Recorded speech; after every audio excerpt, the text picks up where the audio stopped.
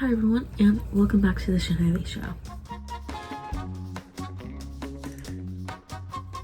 So, as you can tell from the title and the thumbnail of this video, this is the 2025 My 2025 Mid-Year Book Freakout tag.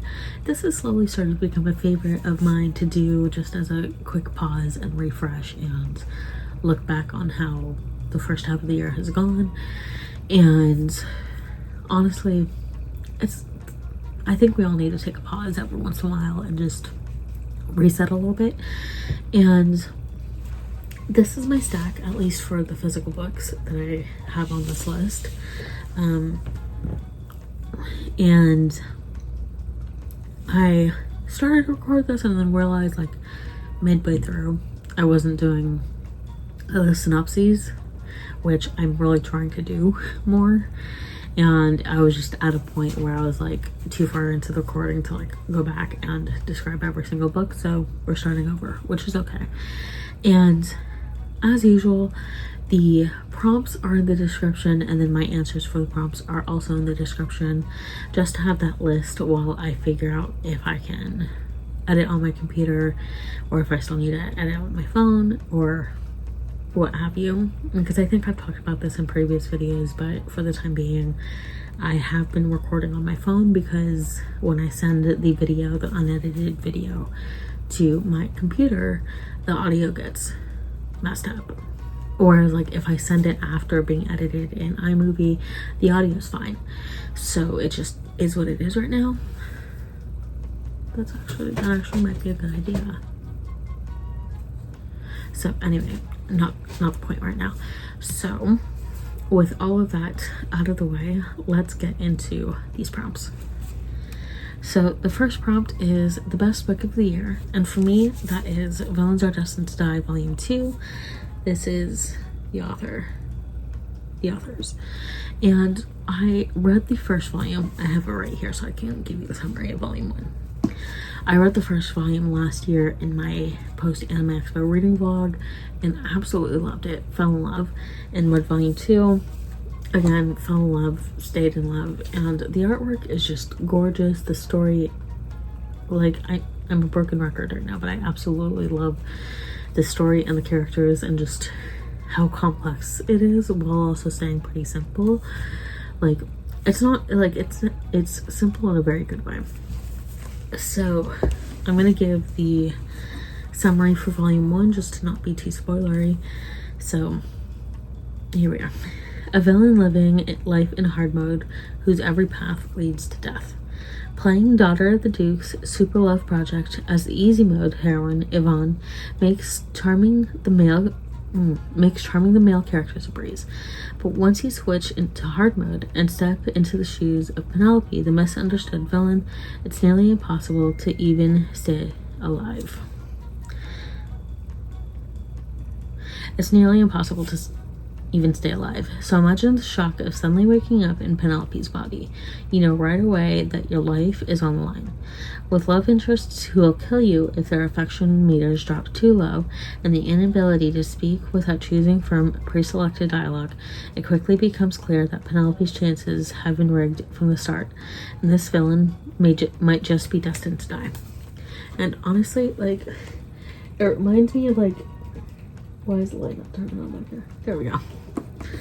It reminds me of like those dating sims, like Voltage, and then there were like a couple of others that I'm like on the name of like the companies. But like those were the shit when I was in high school. Like junior high into high school. Like I love those. I lived for those. It always kind of annoyed me that the plots were like, I mean, like, I liked them because it was like you didn't have much of a choice, but at the same time it's like I always wanted a little bit more oomph and action from the MC. So like I never got that. So this was like a little bit cathartic for me in that way, in that respect, where it's like there, like, you don't have as much of an option, but it's like there's the recognition of like, hey, I don't have a lot of options here, and like trying to have those options come to you. It's like, anyway, So first answer is Villains Are Destined to Die, Volume 2. And then the next prompt is the best sequel, and for me that was A Fire Endless by Rebecca Ross. And I read the first book last year, and then I reread it this year to read the sequel. And like, I do really like the sequel. I feel like it wasn't as strong as the first book, but I feel like that happens with most sequels. But I still really loved A Fire Endless. Like, it's an amazing storyline, an amazing world, great characters, great magic system. Like, I love this world, and I hope to have the physical book soon. But to give you the summary of Volume 1, you're following Jack Tamerlane, a bard summoned back to his magical homeland of Cadence to help find the missing girls. He is joined by Adara, his childhood rival and the heiress of the East, who believes the spirits of the island may be responsible. As they work together, their relationship evolves, and they uncover a darker secret about Cadence, threatening to unravel their world. So, again, great magic system, great characters, great setting and atmosphere, and it's like absolutely perfect in my opinion. The next prompt is best book rec you've received, and for me, I don't remember where I received this book recommendation, but I loved it. I love this book. I actually just finished reading it before recording this, and I love this story. I love it so much. I'm recommending it to anyone and everyone, so you're welcome in advance. As for the description, inspired by the legend of Jishi, one of the famous four beauties of ancient China, a song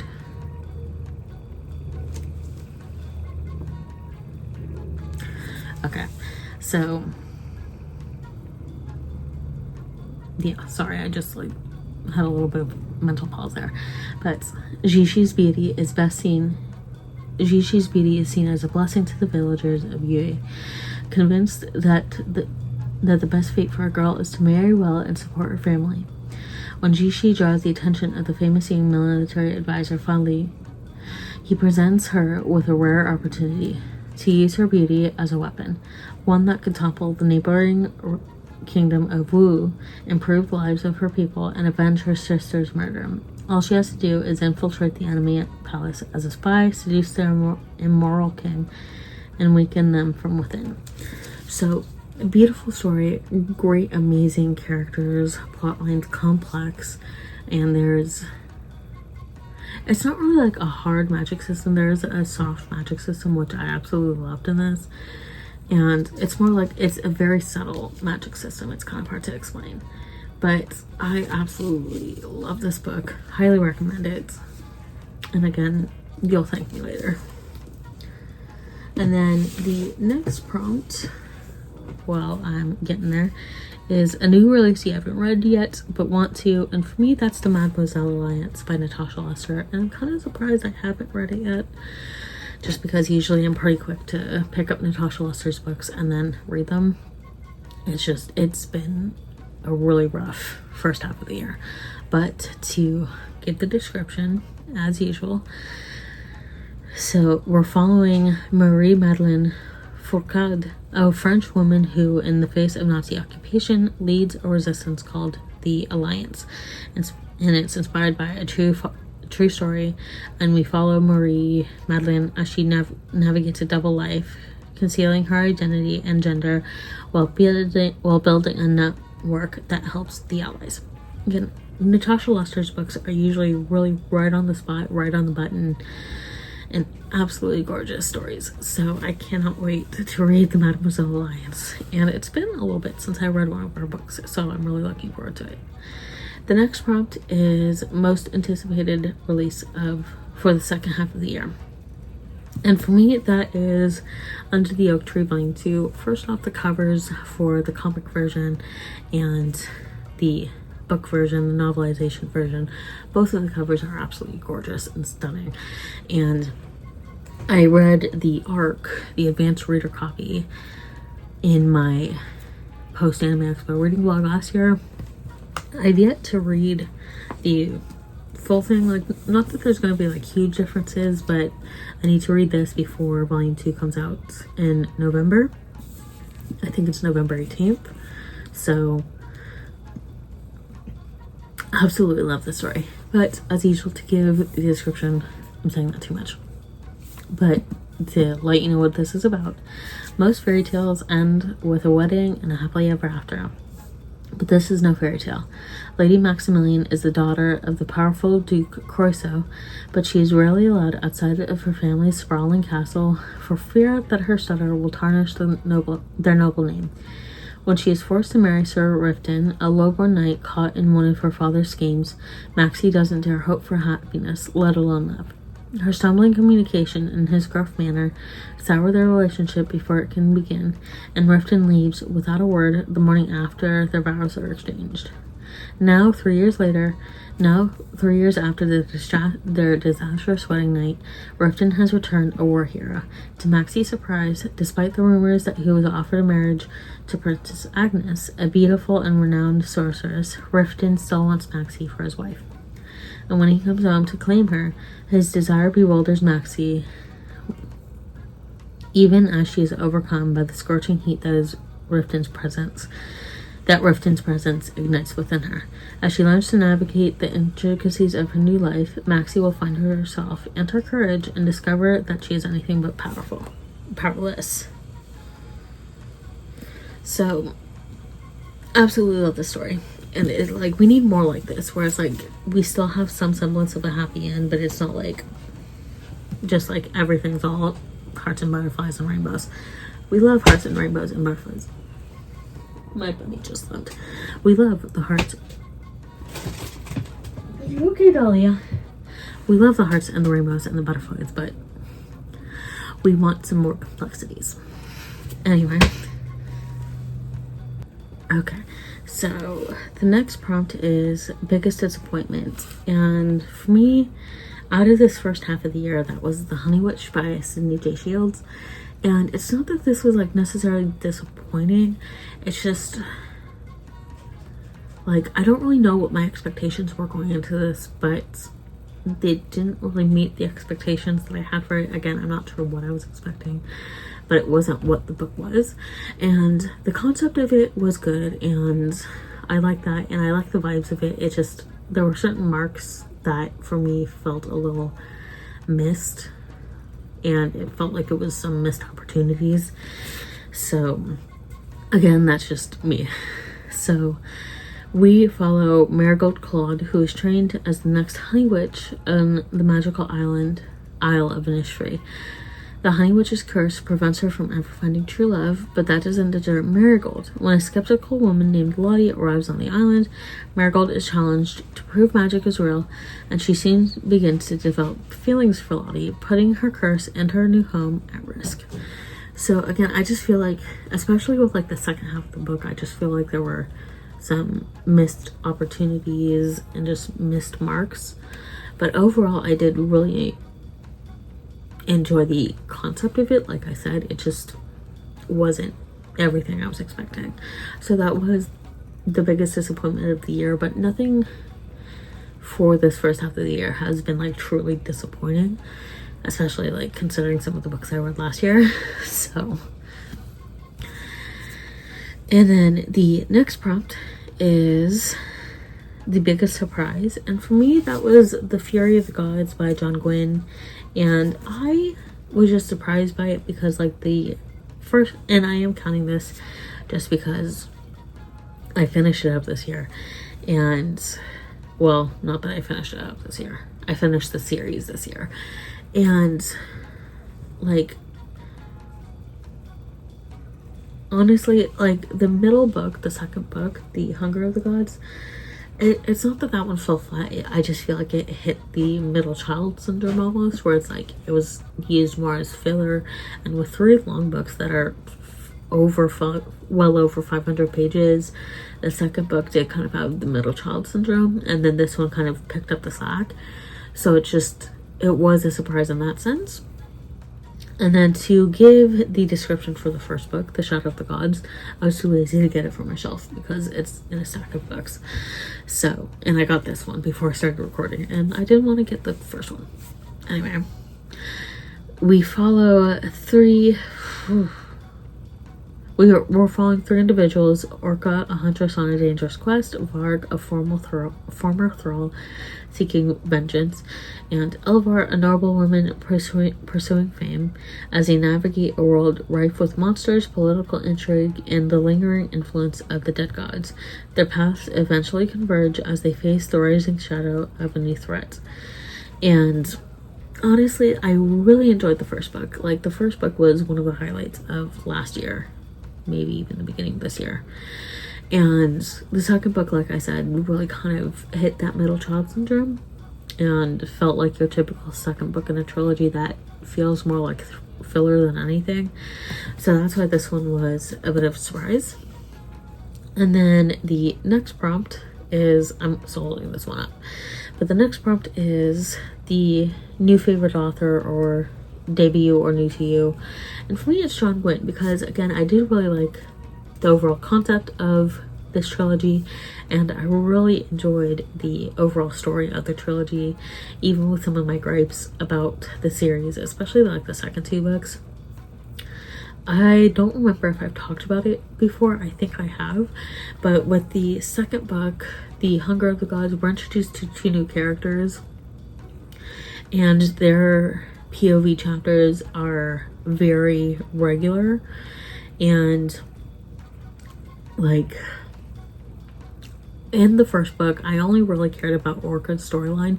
I didn't care so much about Elvar or Varg. Like, I did care about them, but I cared about Orca way more. And then in the second book, we're introduced to Bjor and Gudvar, and I was caring about them more than I was caring about Elvar and Varg, which I feel like says a lot. And I feel like if you have three characters, you really need to just focus on those three characters throughout the trilogy. And then if you want to introduce other characters and their POVs and chapters, don't have it be super regular, because it's like, I felt like that was my biggest issue, where it's like I care about these characters more and getting to know them because their POVs are so consistent and very regular. And it's like I didn't even care about the other 2/3 of the main trio in the first book. I only cared about Orca, really. So it was like, it didn't feel necessary to me to have Gudvar and Bjor's points of views in the trilogy, especially when they weren't introduced very early on in the first book. So it's like, it didn't feel necessary to me.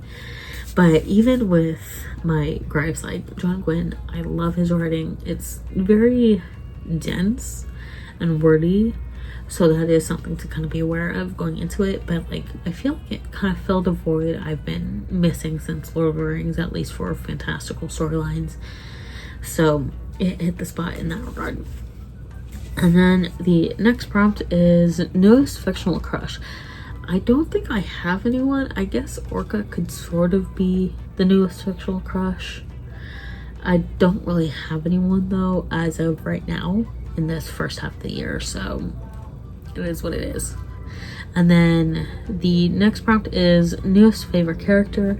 Again, like, Orca kind of comes to mind, but like at the same time, it's like she wasn't necessarily a new favorite character, because I started reading The Shadow of the Gods the end of last year, the end of 2024.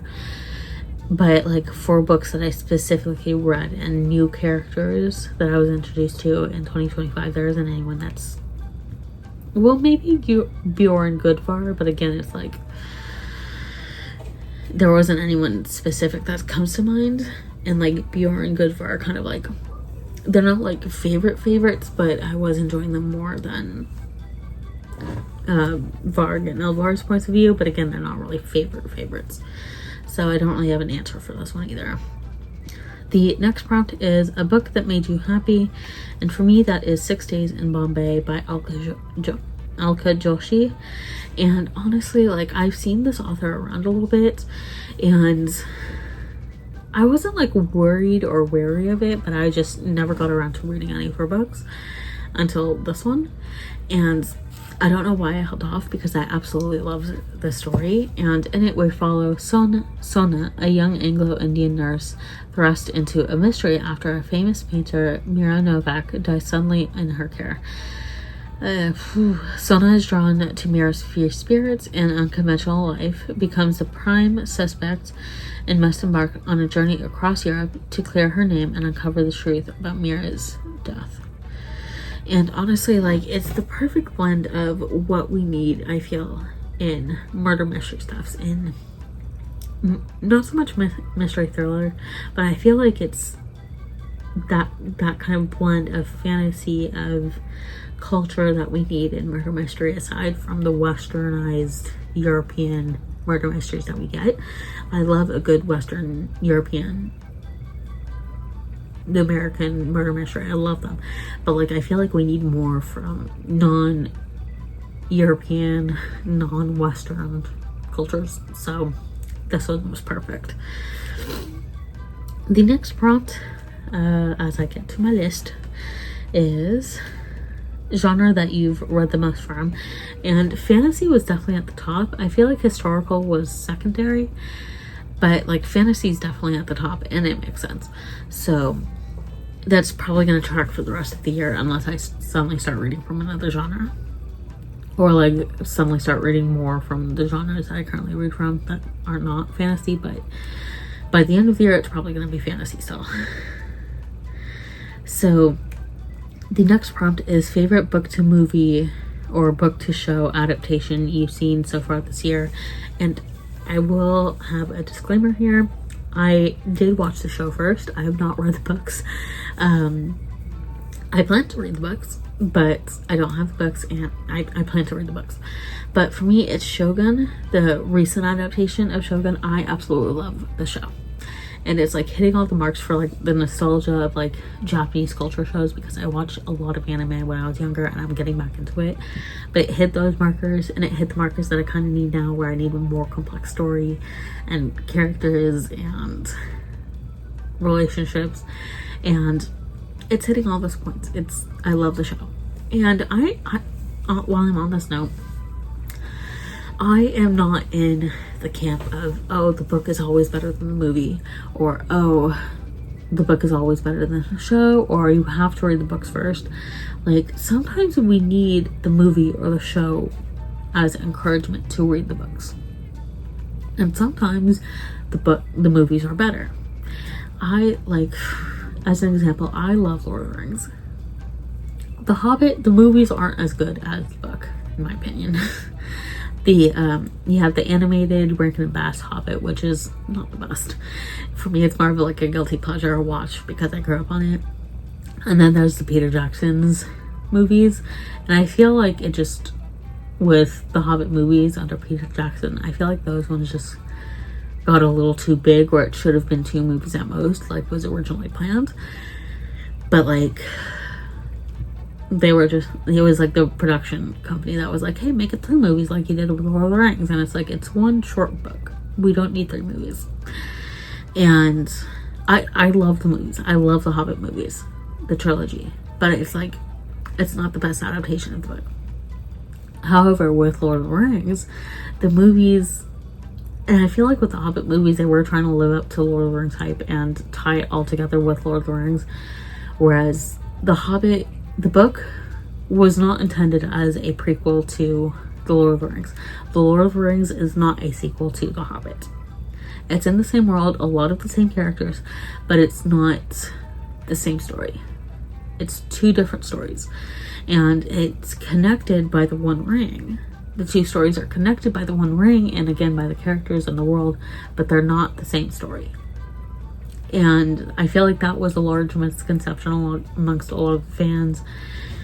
And again, like, I love the movies, but it's like not the most faithful adaptation. Not that there is a really faithful adaptation. But going back to Lord of the Rings, I do think that the movies, the trilogy, is better than the books, because a lot of Tolkien's writing is very flowery, very descriptive, and I like that in a book, which is why I can get through it easily. But like, sometimes it can get a little hard, even for me in my rereads. Sometimes it can get a little hard where I'm just like, I don't need this many lines about a tree. And sometimes I'm perfectly fine with that many lines about a tree. And so like, it really depends on like the mindset I'm reading it in. But with movies, it's a lot easier to bring those images to life because of how descriptive Tolkien was in his works. And honestly, perfect. And Rings of Power is shit, no matter what anyone says. Rings of Power is shit. Not my Galadriel. Kate Blanchett top tier, and that is not Galadriel in Rings of Power, just saying. Anyway, getting back on track. The next prompt is most beautiful book you bought this year or one you'd like to own. So I mentioned the Under the Oak Tree by C.G. Cam Volume 2. Gorgeous covers. Would like to own both of them when they're out. For book that I bought, oh, the sticker residues. This is what I was talking about, the monthly Thursdays, where there's, I don't know how easily seen it is, but there's like the sticker residue right there. I got this at Target, and I didn't really notice it until now. Yeah. It's only really seen under certain lights, but it's like, it's there. But as for like a book I own, I would say Hexed by Emily McIntyre. Absolutely love it. And absolutely perfect. I did not describe Shogun, which I've been trying to do. So at least it's only one book behind. So in Shogun, in the book, we follow John Blackthorne, an English navigator shipwrecked in Japan. He becomes embroiled in the complex political dynamics of the region, navigating between two powerful daimyos, Toranaga and Ishido. Blackthorne's assimilation into Japanese culture and his evolving relationships, especially with the noblewoman Mariko, form a significant part of the narrative. I'm like reading from a little blog post. So we also have the conflict between the Christian and non-Christian daimyos and the influence of European powers, particularly the Portuguese and then the incoming English. So absolutely loved the show. Absolutely loved it. And to get back on track for beautiful books that I own, this one for ones I bought this year. I literally bought it in like January. So far this one is hitting the mark. And to give the description, he is the prince of La Cosa Nostra. She's the witch who seals his heart. Vanessa Anderson, I wanted to say Andrews. Vanessa Anderson has never been good. She wasn't good enough for her parents, and she isn't good enough for the gangster uncle who took her in after they died. But she's cunning, beautiful, dutiful to her uncle's demands, and she doesn't have time for a moral compass anyway. When her runaway cousin returns to their coastal southern town, she brings a man with her, and Vanessa soon realizes he's the only one who's ever seen her for her. There's just one problem. She can never have him. Enzo Loverboy Marino is a wealthy businessman by day and prince of the underworld by night. Underboss to a notorious mafia syndicate, he answers to no one except for his father, the strongest don in the Northeast. When he's tasked with marriage, Enzo doesn't think twice until he meets his fiance's cousin. Vanessa is everything he never knew he wanted, bewitching him with her sultry voice and supple curves. But Enzo learned long ago that for a man like him, life is better without the things you want. When plans unravel and temptation sings its siren song, they'll both have to choose what's more important, duty to their families or a forbidden love that was never supposed to be. I'm really looking forward to this. I might read it before Cross because we're in summer. So we'll just have to see. And yeah, and I was waiting. Is it called Crossed? Yeah, I was waiting until after I read Crossed, which is the 5th book, and it's a Hunchback of Notre Dame inspired story. But like, again, because it's summer, I might just read this one and save Crossed until fall. So we'll just have to see. The next prompt is, what book or books do you really need to read by the end of the year? And this one is like the general one. And I have all of my book of the month, my BOTM books. I don't have all of them that I need to read, but I do have a good number that I need to read. And I am showing The Mayor of Maxwell Street because I've been really looking forward to this one, and I just have not read it. And I absolutely love the idea of the story. So to give the description, the year is 1921 and America is burning. A fire of vice and virtue rages on every shore, and Chicago is its beating heart. Nellie Sawyer is the daughter of the wealthiest, I'm not going to say that word, the N-word, in America, whose affluence catapulted his family to the heights of Black society. After the unexpected death of her only brother, Nellie becomes the premier debutante overnight. But Nellie has aspirations beyond society influence and marriage. For the past year, she has worked undercover as an investigative journalist, sharing the achievements and tribulations of everyday Black people living in the shadow of Jim Crow. Her latest assignment thrusts her into the den of a dangerous vice lord, the so-called mayor of Maxwell Street. So that's all I'm gonna read. I absolutely love this, and I love the concept of this. Like, it's absolutely perfect. I want to read this so badly. I need to read it. I need to read all of my book of the month books. We'll see when I get to it. The next prompt is, what format or formats are you gravitating towards? I think I added this one last year to the prompts. And which ones are you not gravitating to? I think I'm gravitating the most towards audiobooks, and I'm not gravitating towards ebooks as much. Nothing wrong with ebooks. I love ebooks. I will advocate for every single format of book because accessibility, and we're not ableist here. However, I don't like, recently it's just been kind of hard to read on my phone, like, which sounds counterintuitive because of how much time our society spends on the phone. But I think that's kind of why I've been having trouble reading on my phone, because of how much time I spend on my phone, that I'm like, I can't read on my phone. I need something to listen to or something to physically read in a physical book. So it has been audio and paperback that I've been gravitating, or not paperback, audio and physical that I've been gravitating the most towards, and then ebook, not so much. I don't think I read an ebook this year. Maybe I have, I don't remember. And then the next and final prompt is a book you've read in the first half of the year that has embodied, or you feel embodies, your reading year. And for me, it's Villains Are Destined to Die, because I feel like I'm really entering that kind of like, I need something cozy and happy, slightly romancy, but that's not the main plot. Because, like, I don't know if I've said it in videos, but like, it's not that I detest romance, it's just that like I hate romance as a genre, as like the main genre in a book, and I really need it to not be the main plot of the book. But like, I have been gravitating towards more books that have some sort of like romance subplot, subgenre.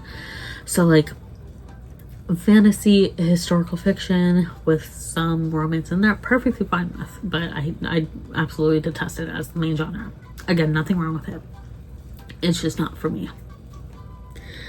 But I like a little bit of romance, and I feel like this really embodies my reading year. So that is the end of this video. Thank you all for watching. I am tagging anyone and everyone who wants to do this tag. And you can do it in the comment below, or do your own video, or however you want. I love to know what your answers are. So thank you all for watching, and I'll see you all in my next video.